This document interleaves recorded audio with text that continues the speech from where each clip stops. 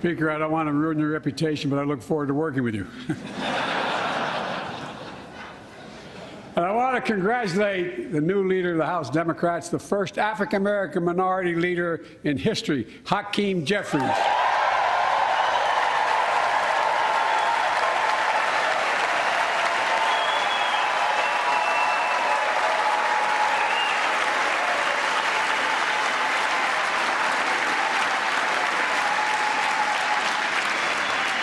He won in spite of the fact I campaigned for him.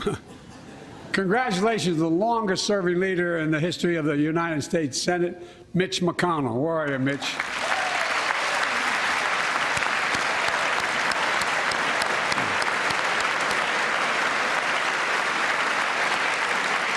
And congratulations to Chuck Schumer, another term as Senate Minority Leader. I think only this time you have a slightly bigger majority, Mr. Leader. You're in a majority leader. About that much bigger? Yeah. Well, I tell you what. I want to give special recognition to someone who I think is going to be considered the greatest speaker in the history of the House of Representatives, Nancy Pelosi.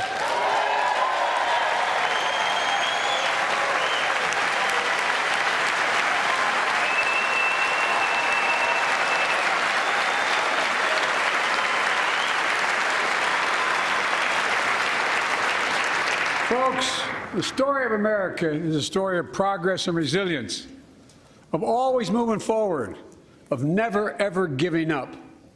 It's a story unique among all nations. We're the only country that has emerged from every crisis we've ever entered stronger than we got into it. Look, folks, that's what we're doing again. 2 years ago, the economy was reeling.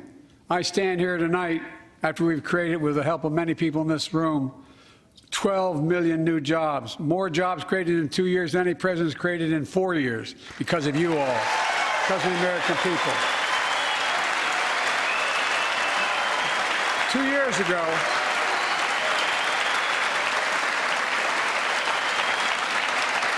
and 2 years ago, COVID had shut down, our businesses were closed, our schools were robbed of so much, and today, COVID no longer controls our lives.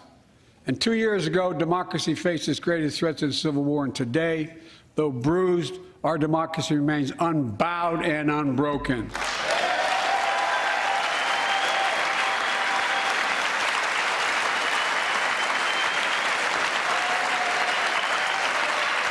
As we gather here tonight, we're writing the next chapter in the great American story, a story of progress and resilience. When world leaders ask me to define America, and they do, believe it or not, I can define it in one word, and I mean this: possibilities. We don't think anything is beyond our capacity. Everything is a possibility. You know, we're often told that Democrats and Republicans can't work together. But over the past 2 years, we've proved the cynics and naysayers wrong. Yes, we disagreed plenty. And yes, there were times when Democrats went alone. But time and again, Democrats and Republicans came together to defend a stronger and safer Europe. You came together to pass once-in-a-generation infrastructure law, building bridges connecting our nation and our people. We came together to pass the most significant law ever, helping victims exposed to toxic burn pits. And in fact,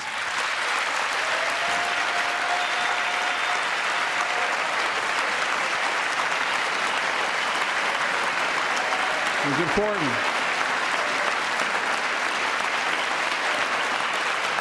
And in fact, I signed over 300 bipartisan pieces of legislation since becoming president, from reauthorizing the Violence Against Women Act, to the Electoral Count Reform Act, the Respect for Marriage Act that protects the right to marry the person you love, and to my Republican friends, if we could work together the last Congress, there's no reason we can't work together and find consensus on important things in this Congress as well.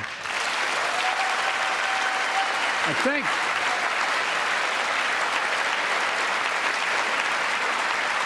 folks, you all are as formed as I am, but I think the people sent us a clear message. Fighting for the sake of fighting, power for the sake of power, conflict for the sake of conflict gets us nowhere. That's always been my vision of our country, and I know it's many of yours. To restore the soul of this nation, to rebuild the backbone of America, America's middle class, and to unite the country. We've been sent here to finish the job, in my view. For decades, the middle class has been hollowed out in more than, and not no one administration, but for a long time. Too many good-paying manufacturing jobs move overseas. Factories closed down. Once thriving cities and towns that many of you represent became shadows of what they used to be. And along the way, something else we lost: pride, our sense of self-worth. I ran for president to fundamentally change things, to make sure our economy works for everyone, so we can all feel that pride in what we do. To build an economy from the bottom up and the middle out, not from the top down. Because when the middle class does well, the poor have a ladder up, and the wealthy still do very well. We all do well.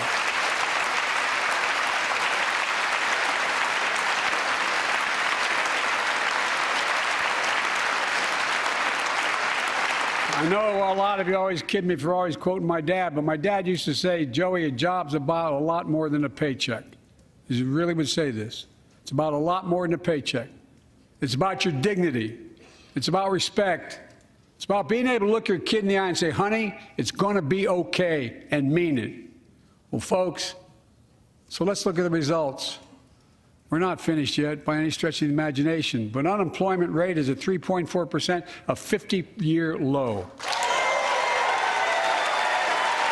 A near record unemployment.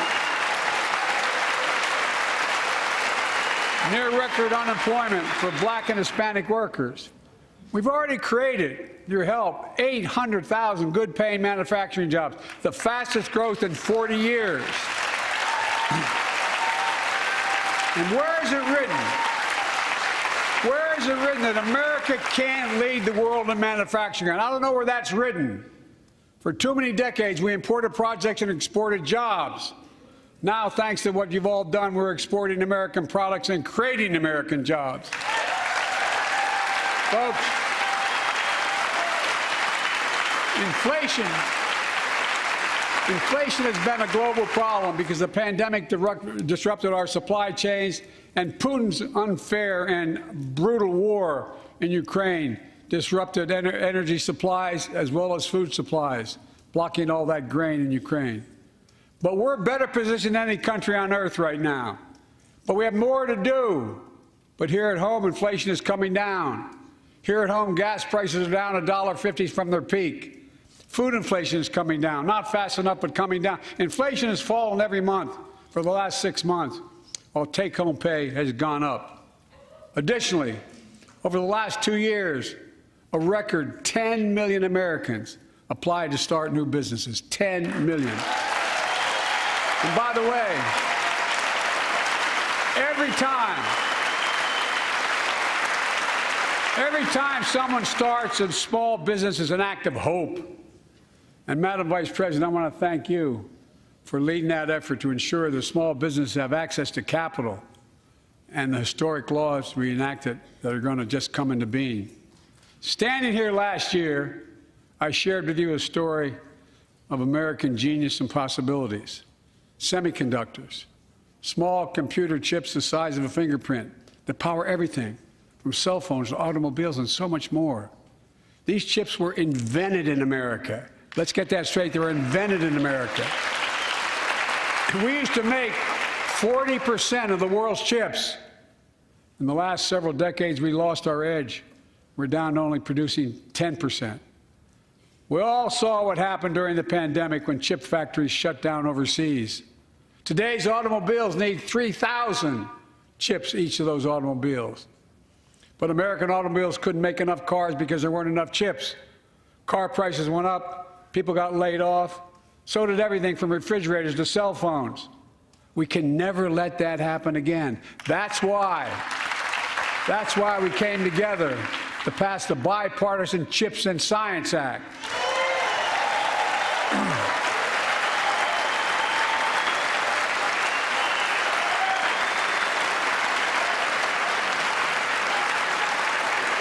Folks, I know I've been criticized for saying this, but I'm not changing my view. We're going to make sure the supply chain for America begins in America. The supply chain begins in America. We've already created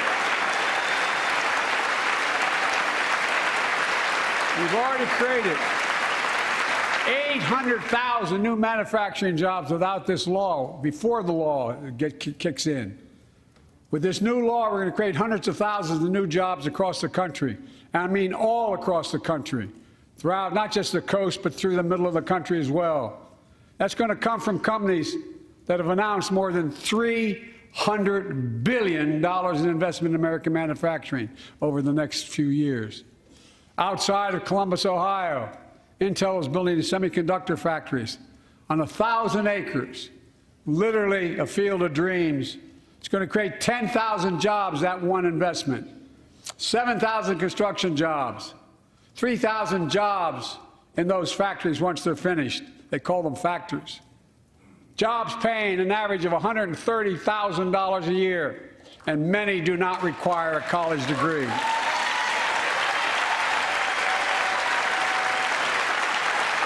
Jobs, because we work together, these jobs where people don't have to leave home to search for opportunity. And it's just getting started. Think about the new homes, the small businesses, the medium-sized businesses, so much more that's going to be needed to support those 3,000 permanent jobs and the factories that are going to be built. Talk to mayors and governors, Democrats and Republicans, and they'll tell you what this means for their communities. We're seeing these field of dreams transform to the heartland. But to maintain the strongest economy in the world, we need the best infrastructure in the world. And folks, as you all know, we used to be #1 in the world in infrastructure. We've sunk to 13th in the world. The United States of America, 13th in the world in infrastructure, modern infrastructure. But now we're coming back because we came together and passed the bipartisan infrastructure law, the largest investment in infrastructure since President Eisenhower's interstate highway system.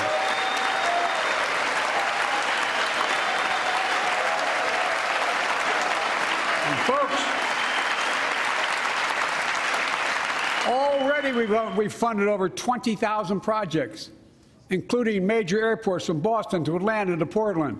Projects that are going to put thousands of people to work rebuilding our highways, our bridges, our railroads, our tunnels, ports, airports, clean water, high-speed internet, all across America. Urban, rural, tribal. And folks, we're just getting started. We're just getting started. And I mean it sincerely. I want to thank my Republican friends who voted for the law, and my Republican friends who voted against it as well. But I still get asked to fund the projects in those districts as well. But don't worry. I promised I'd be a president for all Americans. We'll fund these projects. And I'll see you at the groundbreaking. Look, this law will further unite all of America. Projects like Brent Spence Bridge in Kentucky over the Ohio River, built 60 years ago, badly needed repairs, one of the nation's most congested freight routes, carrying $2 billion worth of freight every single day across the Ohio River.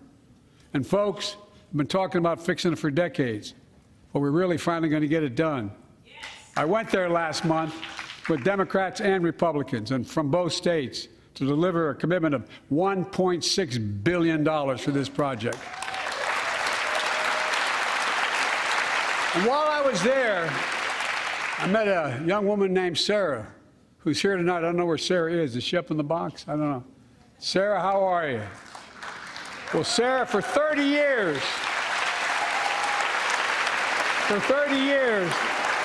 I learned, she told me she'd been a proud member of the Iron Workers Local 44, known as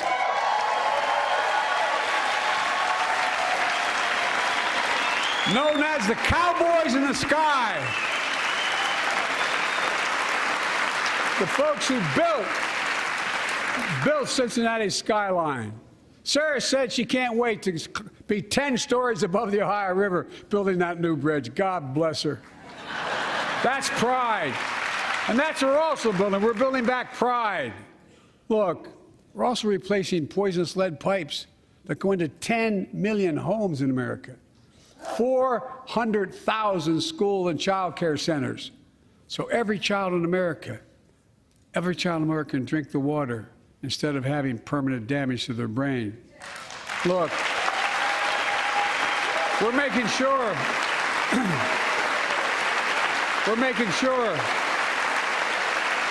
that every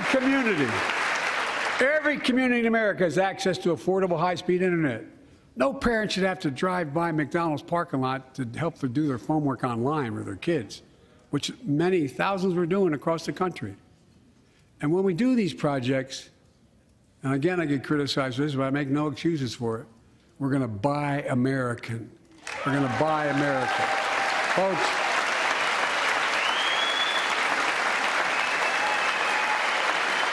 and it's totally consistent with international trade rules.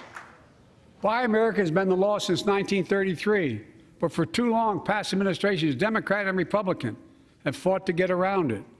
Not anymore. Tonight, I'm announcing new standards that require all construction materials used in federal infrastructure projects to be made in America. Made in America. I mean it. Lumber, glass, drywall, fiber optic cable. And on my watch, American roads, bridges, and American highways are going to be made with American products as well. Folks, my economic plan is about investing in places and people that have been forgotten. So many of you listening to me tonight, I know you feel it. So many of you felt like you've just simply been forgotten. Amid the economic upheaval of the past 4 decades, too many people have been left behind and treated like they're invisible. Maybe that's you watching from home. Remember the jobs that went away. You remember them, don't you? The folks at home remember them. You wonder whether the path even exists anymore for your children to get ahead without having to move away. Well, that's why I get that. That's why we're building an economy where no one's left behind. Jobs are coming back. Pride is coming back. Because choices we made in the last several years. You know, this is, in my view, a blue-collar blueprint to rebuild America and make a real difference in your lives at home.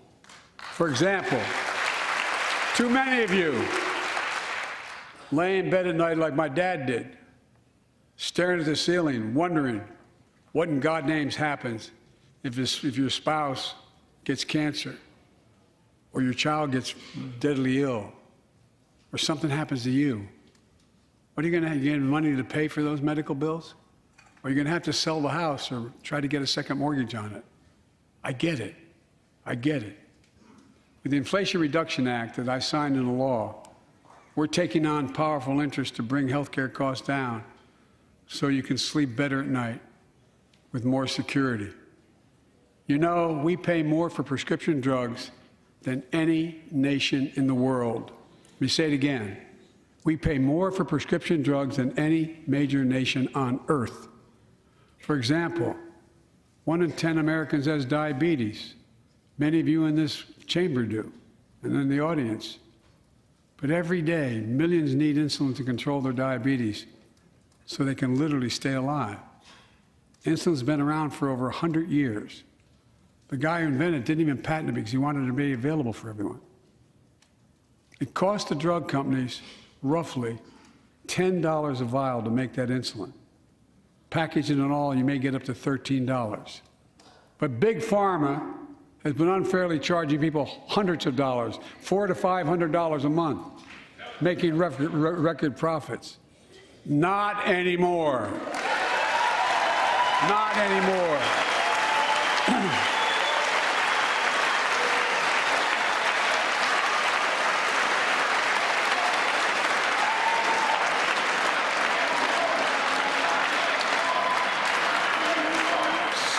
gentlemen, so many things that we did are only now coming to fruition. We said we were doing this, and we said we passed a law to do it, but people didn't know because the law didn't take effect until January 1 of this year. We capped the cost of insulin at $35 a month for seniors on Medicare. People are just finding out. I'm sure you're getting the same calls I'm getting. Look, there are millions of other Americans who do not or are not on Medicare, including 200,000 young people with type 1 diabetes and need this insulin to stay alive. Let's finish the job this time. Let's cap the cost of insulin for everybody at $35.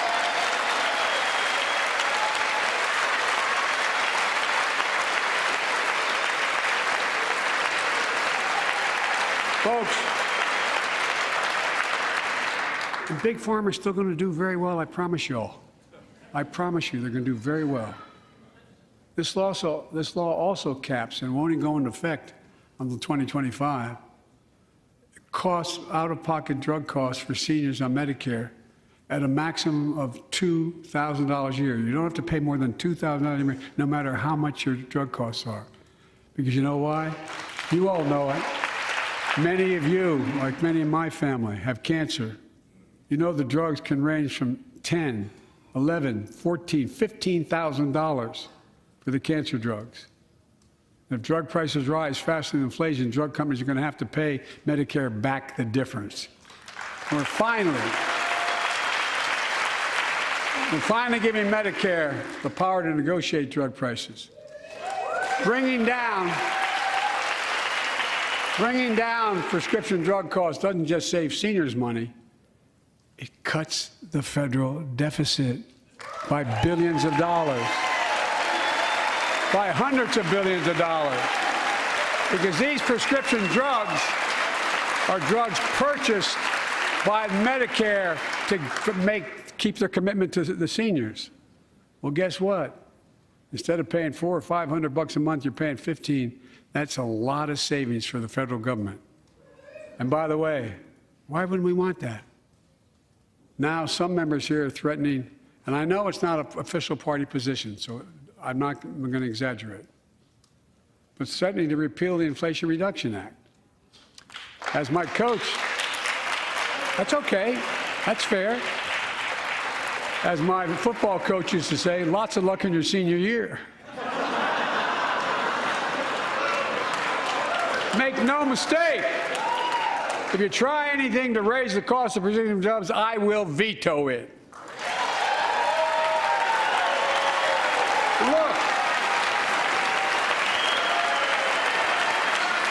I'm pleased to say that more Americans have health insurance now than ever in history. A record 16 million people are enrolled in the Affordable Care Act. And thanks to the law I signed last year, saving millions, or saving $800 a year on their premiums.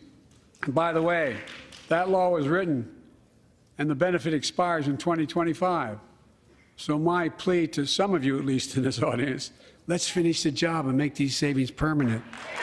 Expand coverage of Medicaid.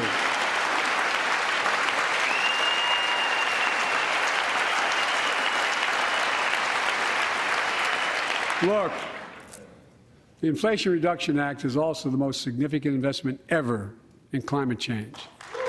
Ever.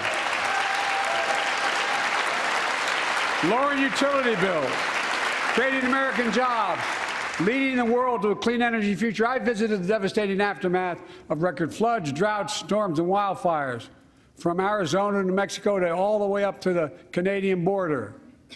More timber has been burned, as I've observed from helicopters, than the entire state of Missouri. And we don't have global warming? Not a problem. In addition to emergency recovery, from Puerto Rico to Florida to Idaho, we're rebuilding for the long term. New electric grids that are able to weather major storms and not prevent those forest fires. Roads and water systems will withstand the next big flood. Clean energy to cut pollution and create jobs in communities often left behind. We're going to build 500,000 electric vehicle charging stations installed across the country by tens of thousands of IBEW workers. And we're helping families save more than $1,000 a year with tax credits to purchase electric vehicles and efficient appliances, energy-efficient appliances. Historic conservation efforts to be responsible stewards of our land. Let's face reality. The climate crisis doesn't care if you're in a red or blue state. It's an existential threat. We have an obligation, not to ourselves, but to our children and grandchildren, to confront it. I'm proud of how America, at last, is stepping up to the challenge. We're still going to need oil and gas for a while. But guess what? No, we do. But there's so much more to do. We got to finish the job. And we pay for these investments in our future by finally making the wealthiest and biggest corporations begin to pay their fair share. Just begin.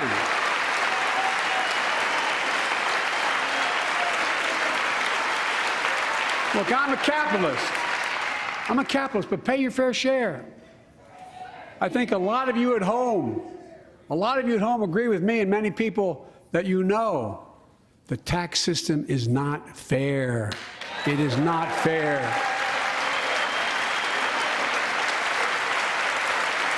Look,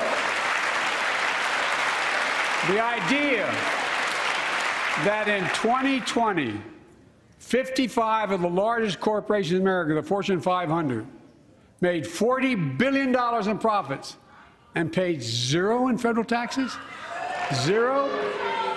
Folks, it's simply not fair.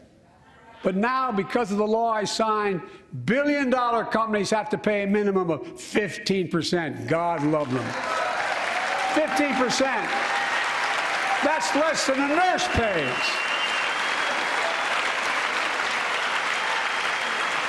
And I need to be crystal clear. I said at the very beginning, under my plans, as long as I'm president, nobody earning less than $400,000 will pay an additional penny in taxes. Nobody, not one penny. But let's finish the job. There's more to do. We have to reward work, not just wealth. Pass my proposal for the billionaire minimum tax. You know, there's 1,000 billionaires in America. It's up from about 600 in the beginning of the term. But no billionaire should be paying a lower tax rate than a school teacher or firefighter. I mean it. Think about it.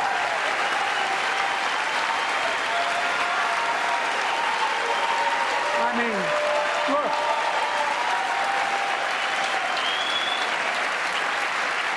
I know you aren't enthusiastic about that, but think about it. Think about it. Have you noticed Big Oil just reported its profits, record profits? Last year they made $200 billion in the midst of a global energy crisis. I think it's outrageous. Why? They invested too little of that profit to increase domestic production. And when I talk to a couple of them, they say, well, we're afraid you're going to shut down all the oil wells, all the oil refineries anyway, so why should we invest in them? I said, we're going to need oil for at least another decade, and that's going to exceed and beyond that. We're going to need it. Production. If they had, in fact, invested in the production to keep gas prices down, instead, they used the record profits to buy back their own stock, rewarding their CEOs and shareholders. Corporations ought to do the right thing. That's why I propose we quadruple the tax on corporate stock buybacks and encourage long-term investments. They'll still make considerable profit. Let's finish the job and close the loopholes that allow very wealthy to avoid paying their taxes. Instead of cutting the number of audits for wealthy taxpayers, I just signed a law to reduce the deficit by $114 billion by cracking down on wealthy tax cheats. That's being fiscally responsible.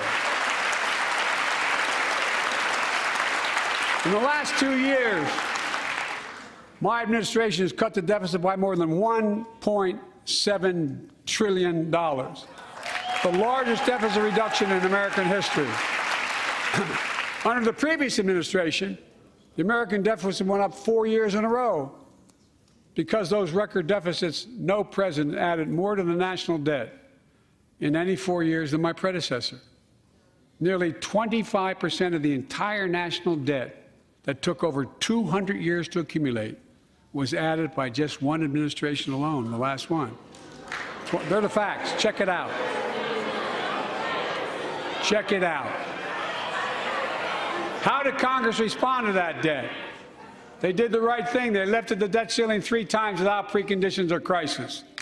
They paid American bills to prevent an economic disaster in the country. So tonight I'm asking the Congress to follow suit.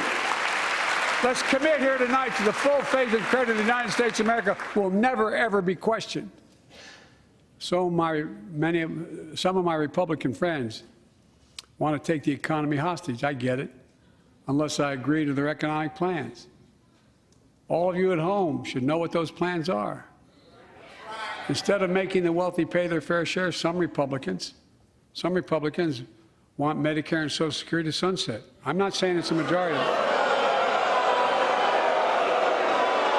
Let me give you, anybody who doubts it, contact my office. I'll give you a copy. I'll give you a copy of the proposal. That means Congress doesn't vote. Well, I'm glad to see you. No, I tell you, I enjoy conversion. You know, it means if Congress doesn't keep the programs the way they are, they'd go away. Other Republicans say, I'm not saying it's a majority of you. I don't even think it's even a significant, but it's being proposed by individuals. I'm not politely not naming them, but it's being proposed by some of you. Look, folks, the idea is that we're not going to be moved into being threatened to default on the debt if we don't respond.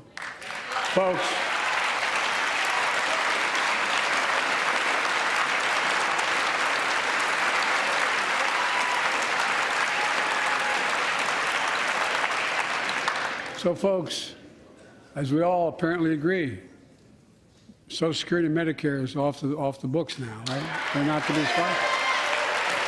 All right. I'm ready. We got unanimity.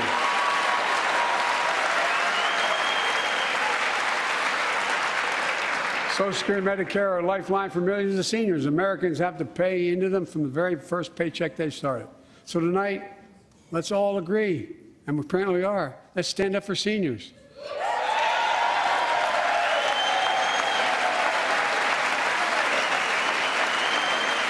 Stand up and show them.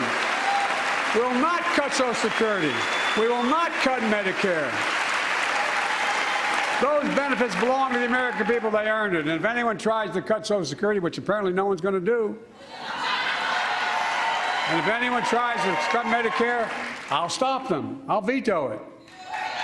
And look, I'm not going to allow them to be taken away. Not today, not tomorrow, not ever. But apparently it's not going to be a problem. Next month, when I offer my fiscal plan, I ask my Republican friends to lay down their plan as well. I really mean it. Let's sit down together and discuss our mutual plans together. Let's do that.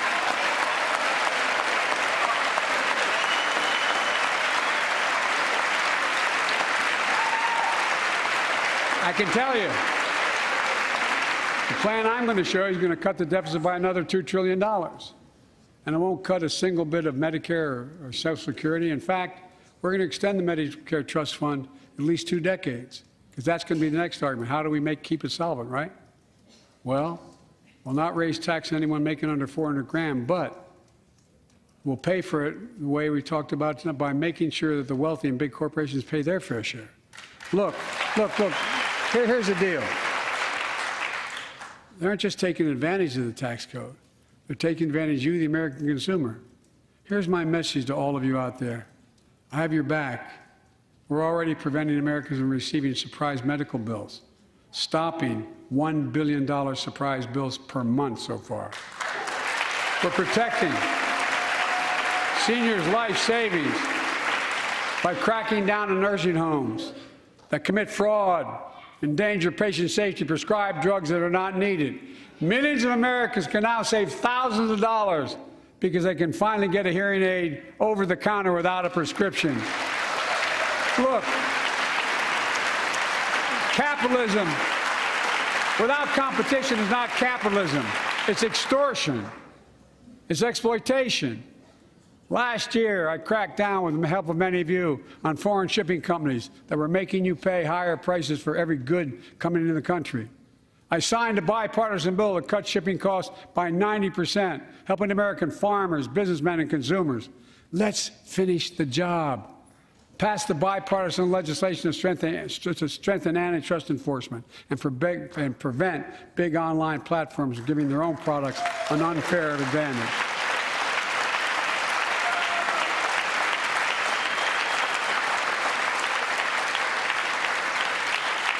My administration is also taking on junk fees, those hidden surcharges too many companies use to make you pay more.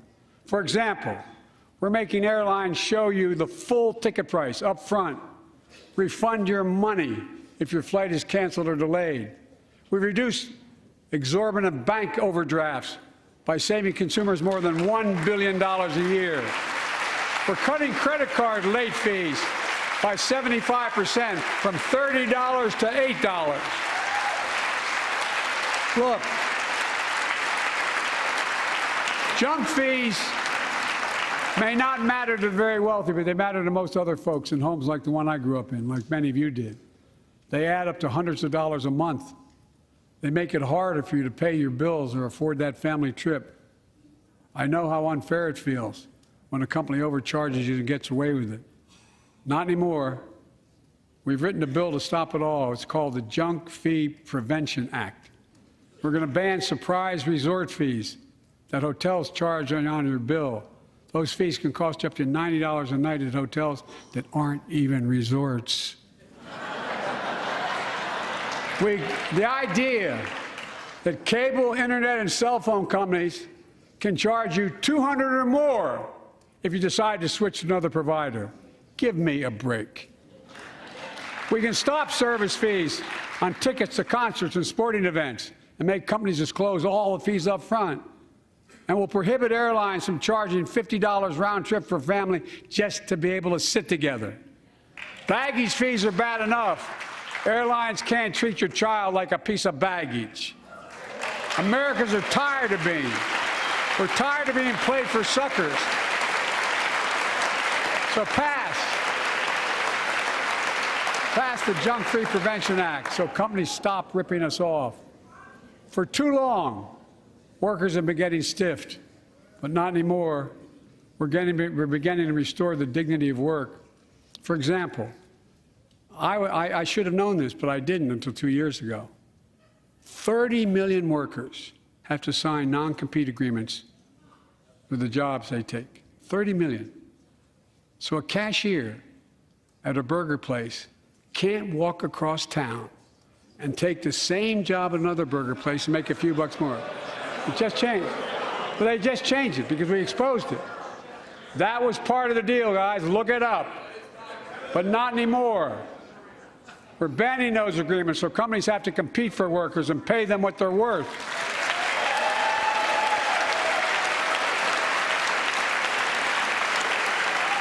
And I must tell you,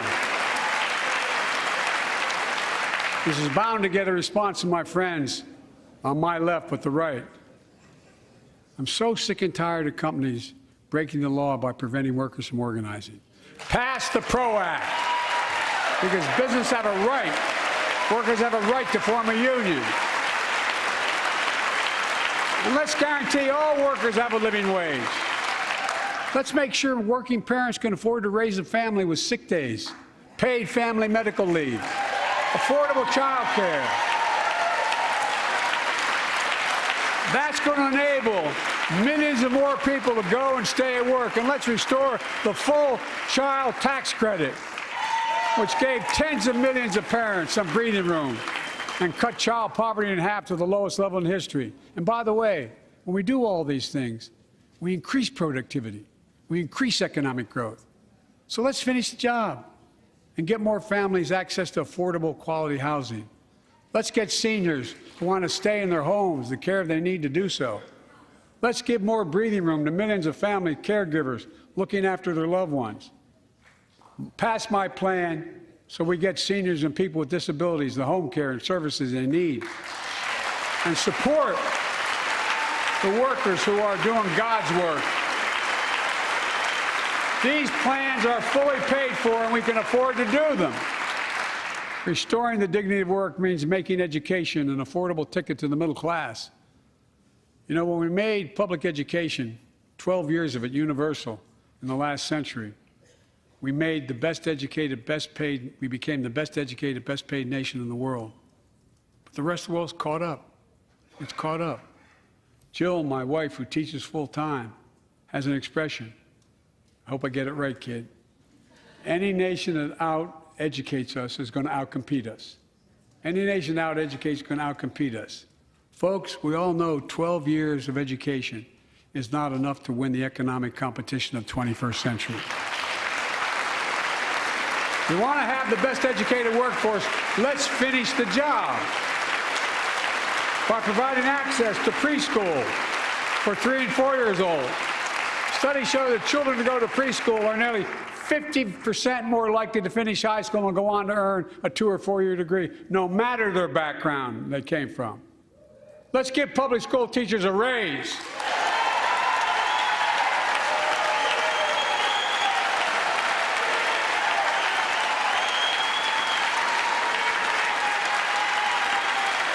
We're making progress by reducing student debt, increasing Pell Grants for working and middle-class families. Let's finish the job and connect students to career opportunities starting in high school. Provide access to 2 years of community college, the best career training in America, in addition to being a pathway to a 4-year degree. Let's offer every American a path to a good career, whether they go to college or not. And folks, in the midst of the COVID crisis, when schools were closed and we were shutting down everything, let's recognize how far we came in the fight against the pandemic itself. While the virus is not gone, thanks to the resilience of the American people and the ingenuity of medicine, we've broken the COVID grip on us. COVID deaths are down by 90%. We've saved millions of lives and opened up our country. We opened our country back up, and soon we'll end the public health emergency. But that's called a public health emergency. But we'll remember the toll and pain that's never going to go away. More than 1 million Americans lost their lives to COVID. 1 million. Families grieving, children orphaned, empty chairs at the dining room table constantly reminding you that she used to sit there.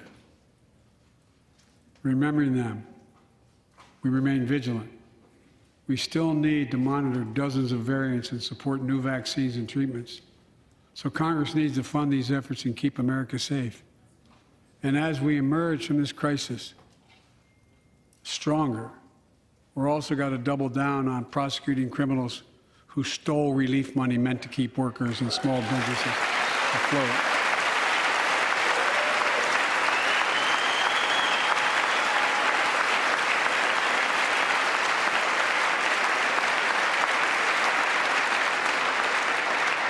Before I came to office, you remember, during that campaign, the big issue was about inspector generals who would protect taxpayers' dollars who were sidelined.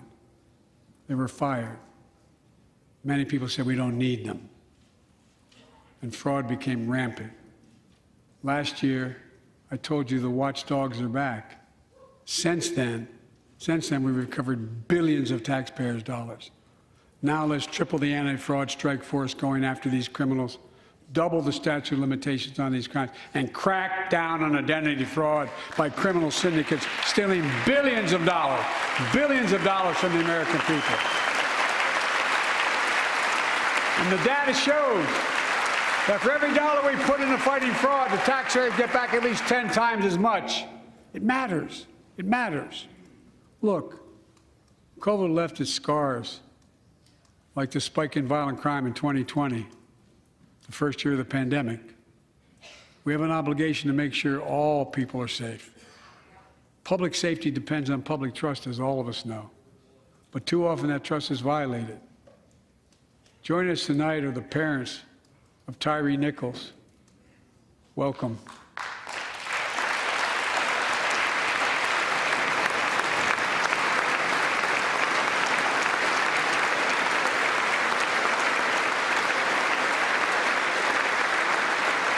We had to bury Tyre last week. As many of you personally know, there's no words to describe the heartache or grief of losing a child. But imagine if you lost that child at the hands of the law. Imagine having to worry whether your son or daughter came home from walking down the street, or playing in the park, or just driving a car. Most of us in here have never had to have the talk that brown and black parents have had to have with their children. Bo, Hunter, Ashley, my children, I never had to have the talk with them. I never had to tell them if a police officer pulls you over, turn your interior lights on right away. Don't reach for your license. Keep your hands on the steering wheel. Imagine having to worry like that every single time your kid got in a car. Here's what Tyre's mother shared with me when I spoke to her.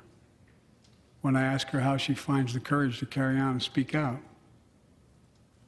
The faith of God, she said her son was, quote, a beautiful soul, and something good will come of this. Imagine how much courage and carry that takes. It's up to us, to all of us. We all want the same thing. Neighborhoods free of violence. Law enforcement who earns the community's trust. Just as every cop, when they pin on that badge in the morning, has a right to be able to go home at night, so does everybody else out there. Our children have a right to come home safely.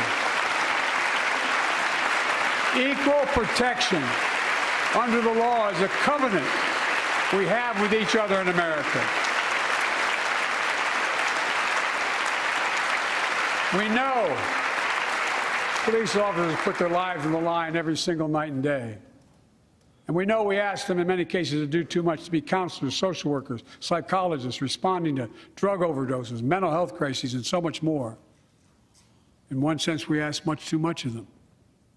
I know most cops and their families are good, decent, honorable people, the vast majority. But they risk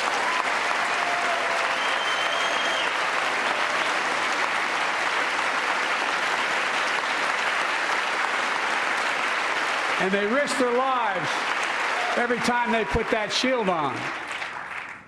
But what happened to Tyre in Memphis happens too often. We have to do better. Give law enforcement the real training they need. Hold them to higher standards. Help them succeed in keeping us safe. We also need more first responders and professionals to address the growing mental health, substance abuse challenges. More resources to reduce violent crime and gun crime. More community intervention programs. More investment in housing, education, and job training. All this can help prevent violence in the first place. And when police officers or police departments violate the public trust, they must be held accountable. With the support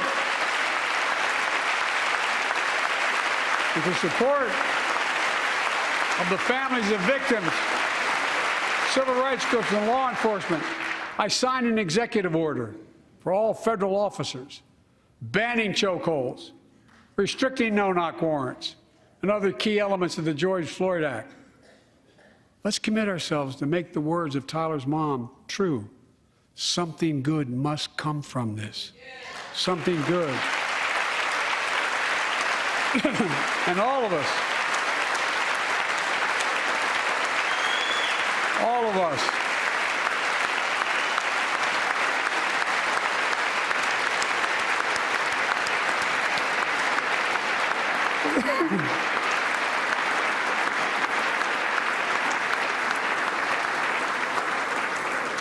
Folks, it's difficult, but it's simple.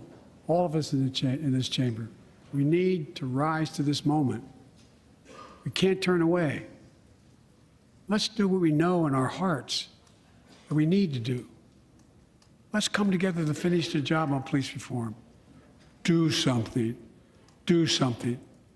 That was the plea of parents who lost their children in Uvalde. I met with every one of them. Do something about gun violence. Thank God. Thank God we did. Passing the most sweeping gun safety law in 3 decades. That includes things like that the majority of responsible gun owners already support. Enhanced background checks for 18 to 21 years old. Red flag laws, keeping guns out of the hands of people who are a danger to themselves and others. But we know our work is not done. Joining us tonight is Brandon Say, a 26-year-old hero. Brandon put his college dreams on hold to be at his mom's side. His mom's side when she was dying from cancer. And Brandon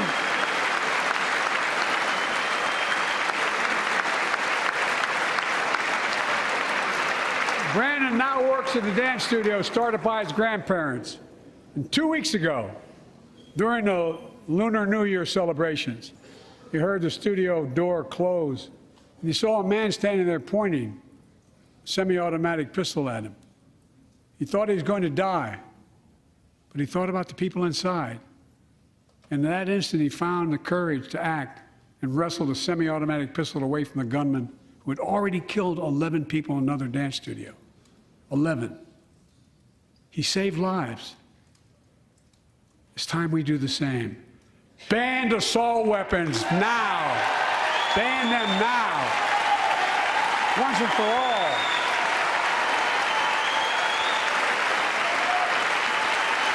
I led the fight to do that in 1994. And in 10 years, that ban was law and mass shootings went down. After we let it expire in the Republican administration, mass shootings tripled. Let's finish the job and ban these assault weapons. And let's also come together on immigration. Make it a bipartisan issue once again.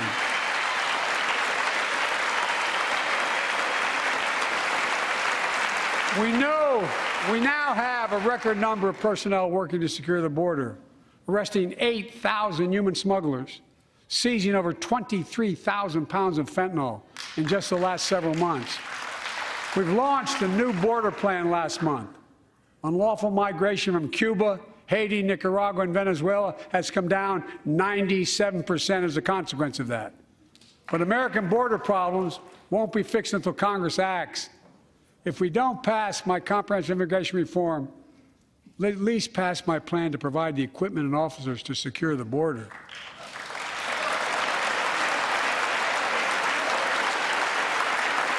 And a pathway to citizenship for dreamers, those on temporary status, farm workers, essential workers. Here in the People's House, it's our duty to protect all the people's rights and freedoms. Congress must restore the right and the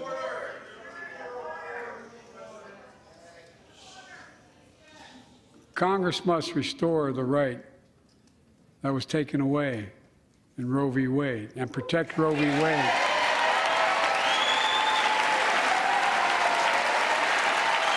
Give every woman a consular right. The Vice President and I are doing everything to protect access to reproductive health care and safeguard patient safety. But already more than a dozen states are enforcing extreme abortion bans. Make no mistake about it. If Congress passes a national ban, I will veto it. But let's also pass the Bipartisan Equality Act to ensure LGBTQ Americans, especially transgender young people, can live with safety and dignity. Our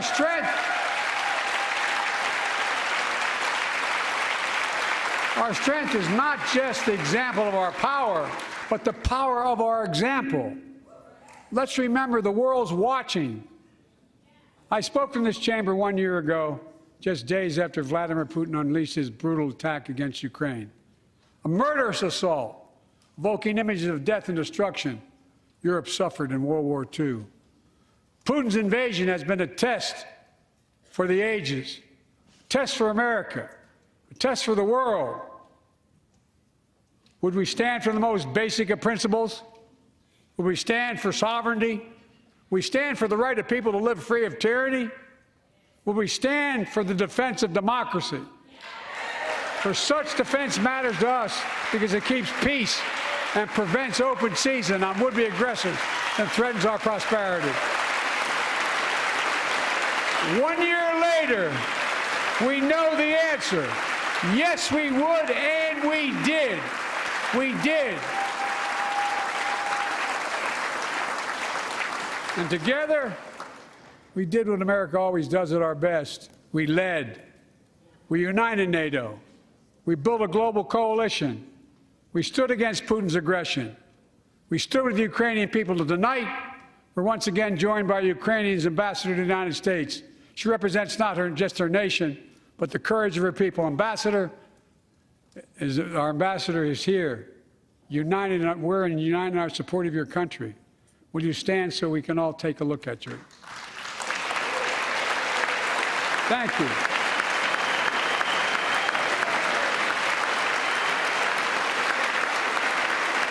Because we're going to stand with you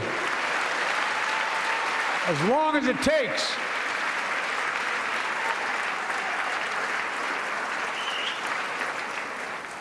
Our nation is working for more freedom, more dignity, more peace, not just in Europe, but everywhere. Before I came to office, the story was about how the People's Republic of China was increasing its power and America was failing in the world. Not anymore. We made clear, and I made clear in my personal conversations, which have been many, with President Xi, that we seek competition, not conflict. But I will make no apologies that we're investing to make America stronger, investing in American innovation and industries that will define the future that China intends to be dominating, investing in our alliances and working with our allies to protect advanced technologies so they will not be used against us, modernizing our military to safeguard stability and deter aggression. Today, we're in the strongest position in decades to compete with China or anyone else in the world. Anyone else in the world. And I'm committed.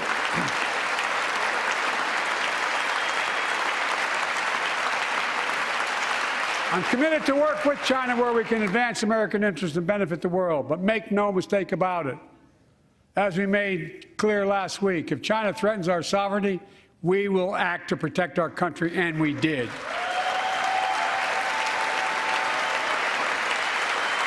Look, let's be clear. Winning the competition should unite all of us. We face serious challenges across the world. But in the past 2 years, democracies have become stronger, not weaker. Autocracies have grown weaker, not stronger. Name me a world leader who changed places with Xi Jinping. Name me one. Name me one. America's rallying the world to meet those challenges, from climate to global health, to food insecurity, to terrorism, to territorial aggression. Allies are stepping up, spending more, and doing more. Look, the bridges we're forming between partners in the Pacific and those in the Atlantic, and those who bet against America are learning how wrong they are. It's never, ever been a good bet to bet against America. Never.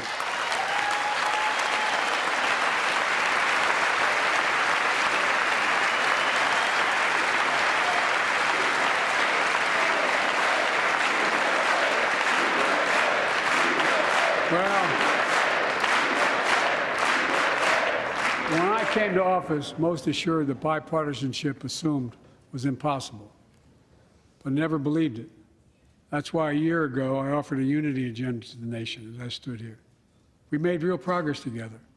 We passed a law making it easy for doctors to prescribe effective treatments for opioid addiction. We passed the gun safety law, making historic investments in mental health. We launched the ARPA-H drive for breakthrough in the fights against cancer, Alzheimer's, and diabetes, and so much more. We passed the Heath Robinson PACT Act, named after the late Iraq War veteran whose story about exposure to toxic burn kits I shared here last year.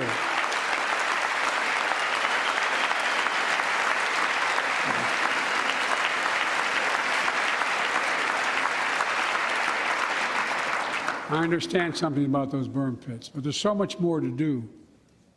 We can do it together. Joining us tonight is a father named Doug from Newton, New Hampshire.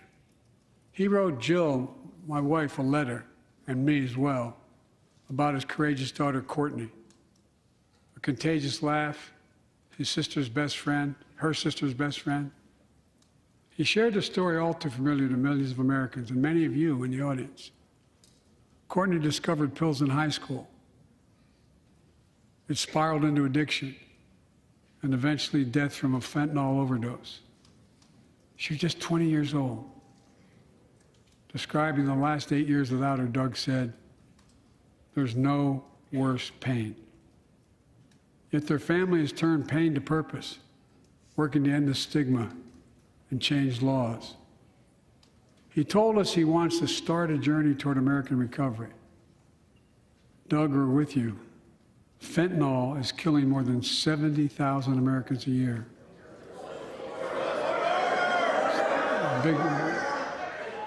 You got it.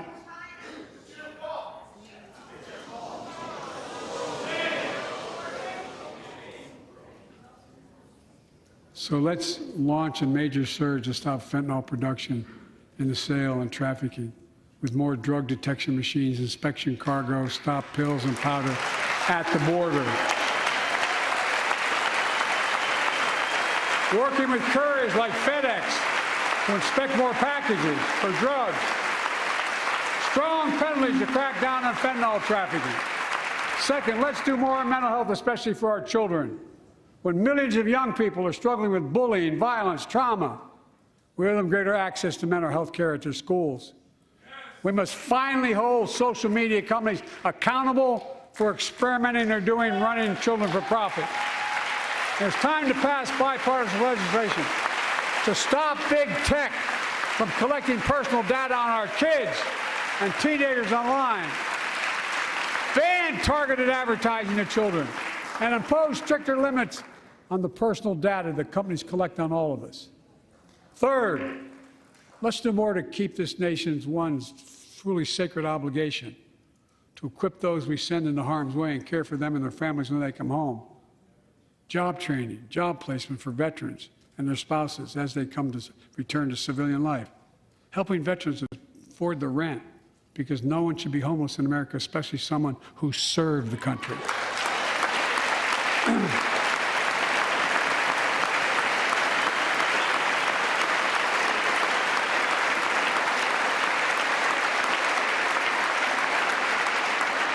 Dennis McDonough is here of the VA. We had a first real discussion when I asked him to take the job.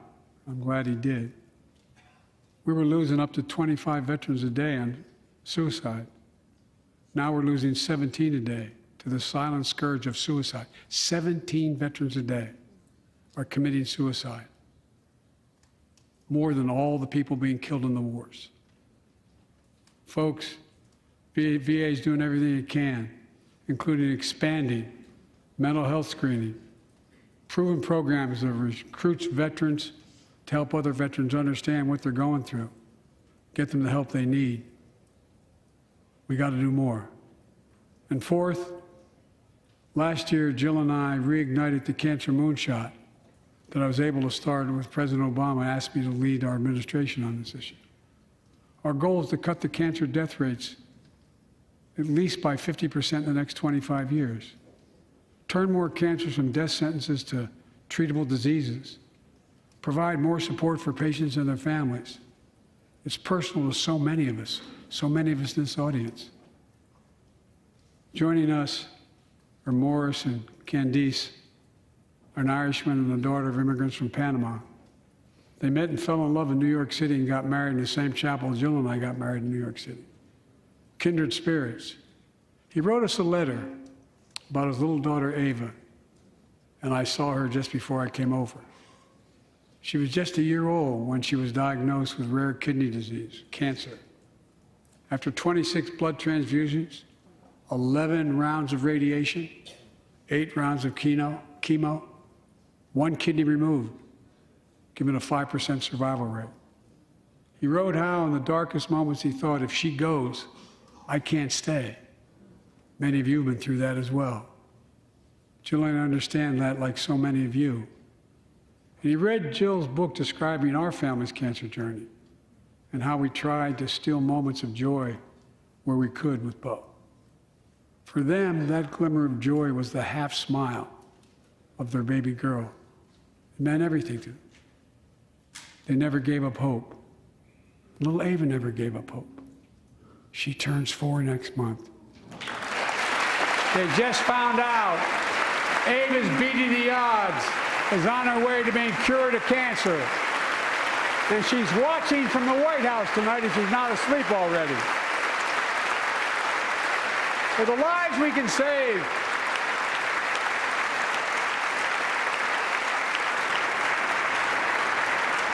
for the lives we can save and the lives we've lost, let this be a truly American moment that rallies the country and the world together and proves that we can still do big things. 20 years ago, under the leadership of President Bush and countless advocates and champions, he undertook a bipartisan effort through PEPFAR to transform the global fight against HIV/AIDS. It's been a huge success. He thought big. He thought large. He moved. I believe we can do the same thing with cancer.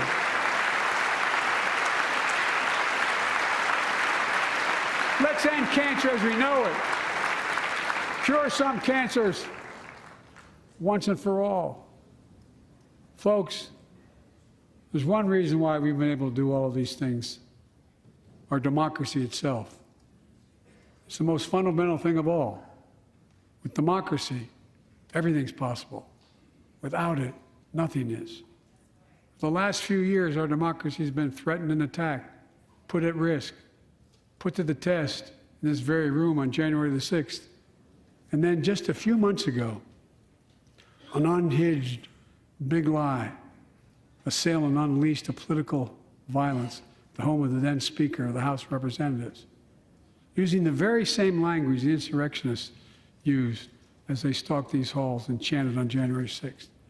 Here tonight in this chamber is a man who bears the scars of that brutal attack, but is as tough and as strong, as resilient as they get. My friend Paul Pelosi. Paul, stand up.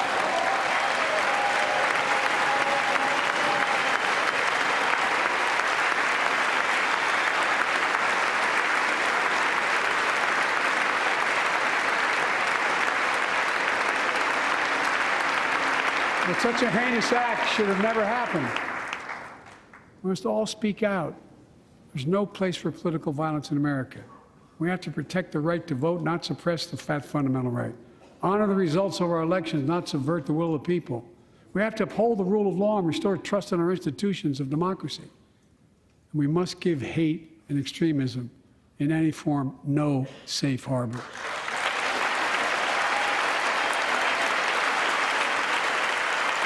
Democracy must not be a partisan issue. It's an American issue. Every generation of Americans has faced a moment where they have been called to protect our democracy, defend it, stand up for it. And this is our moment. My fellow Americans, we meet tonight at an inflection point, one of those moments that only a few generations ever face, where the direction we now take is going to decide the course of this nation for decades to come. We're not bystanders of history. We're not powerless before the forces that confront us. It's within our power of we, the people. We're facing the test of our time. We have to be the nation we've always been at our best. Optimistic, hopeful, forward-looking. A nation that embraces light over dark, hope over fear, unity over division, stability over chaos. We have to see each other not as enemies, but as fellow Americans. We're good people. The only nation in the world built on an idea. The only one.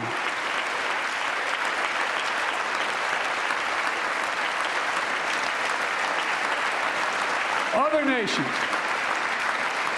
are defined by geography, ethnicity.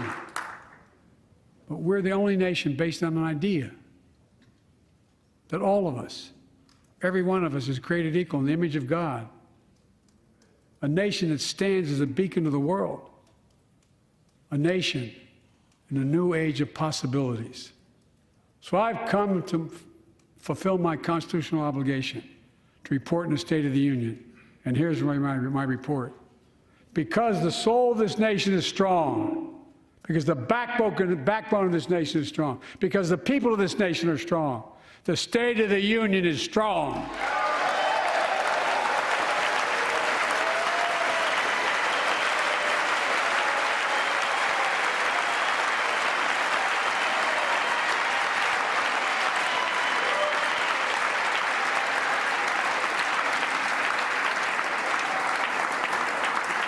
I'm not new to this place. I stand here tonight having served as long as about any one of you have ever served here. But I've never been more optimistic about our future, about the future of America. We just have to remember who we are. We're the United States of America, and there's nothing beyond our capacity if we do it together. God bless you all, and may God protect our troops. Thank you.